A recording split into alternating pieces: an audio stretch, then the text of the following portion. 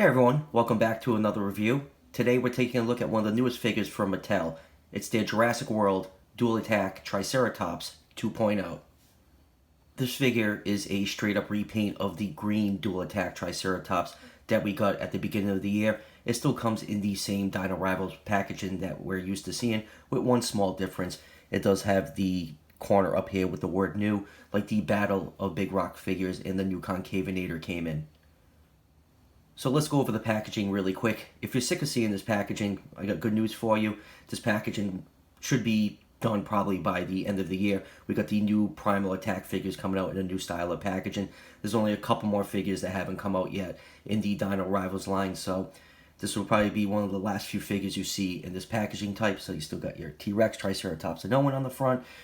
The pictures where they hit the buttons to activate the action features on this Triceratops. And spinning it around, you got the cutout for your Dino Rivals card. You got a nice full art picture of the Triceratops on the front. And you got a picture of two other figures in the Dual Attack line, the Pteranodon and the Concavinator. I actually don't know what figures are shipping with this Triceratops since I ordered it off of Amazon. I don't think it's been found in the wild yet in the US. When anyone finds it, just let me know in the comments what figures are in this case assortment. I'm very curious to know. So with the packaging nonsense out of the way, let's crack this figure open and take a closer look. And since this figure is part of the Dino Rivals line, it does come with a nice collector card with some nice artwork of the Triceratops. It's going to be very interesting going forward with the Primal Attack line if Mattel is going to continue putting these cards in with their dinosaurs. I personally hope they do. I do like these cards. I like some of the artwork on them. But I guess we will know in a few months if Mattel is going to continue putting these cards in with the dinosaurs. And let's do a couple quick measurements before we take a closer look at the figure.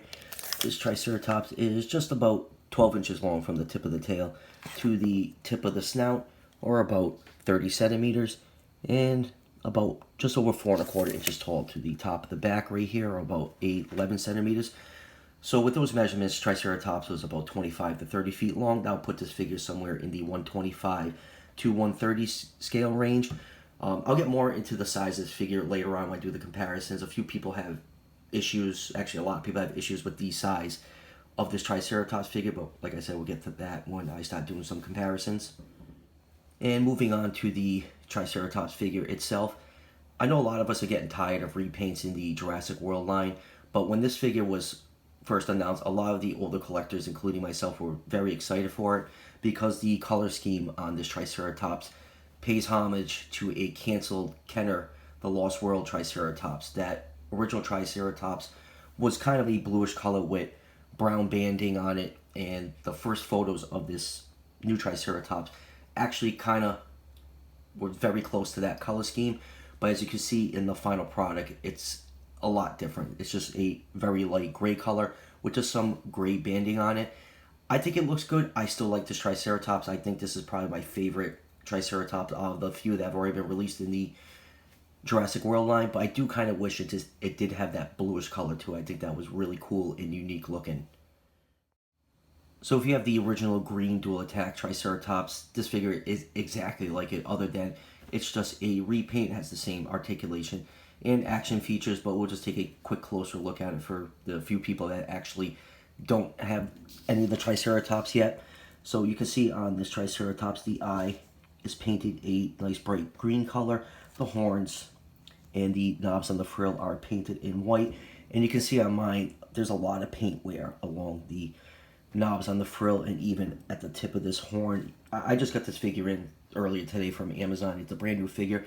I guess it got either kicked around at the warehouse or in shipping, so kind of unfortunate that I got a lot of paint wear on a brand new figure, but I'll probably end up grabbing another one of these sometime in the future and repainting it to look closer to that original photo that we saw of this, more in that bluish hue. And I'll say one thing, the sculpt on this Triceratops is really good by Mattel. It's probably one of my favorite ceratopsian sculpts that Mattel has done so far. It's a really, really nice looking Triceratops sculpt. And going down to the body, you can see a lot of nice scale detail. You can see some of that dark gray banding along that light gray background. That's really it for color on this thing. It's just gray, light gray, dark gray with those white horns. None of the pattern extends anywhere past the hips. And articulation wise, it's still the same. The legs can move forwards and backwards. They can pivot in just a little bit. And flipping it over, for those of you that want the Dino Rivals scan code, I'll steady my hand for a second for that. And zooming out, the legs can move, back legs can move forwards and backwards, and there is a pivot at the hips to help with stability. And since it's part of the Duel Attack assortment, it does have 2 action features. Pushing this front button right here makes the head do a head butting action, and pushing this second button right here activates the tail for a tail swinging action. Alright, let's move on to some comparisons. First up is one of the human figures. Here it is with the one and only John Hammond.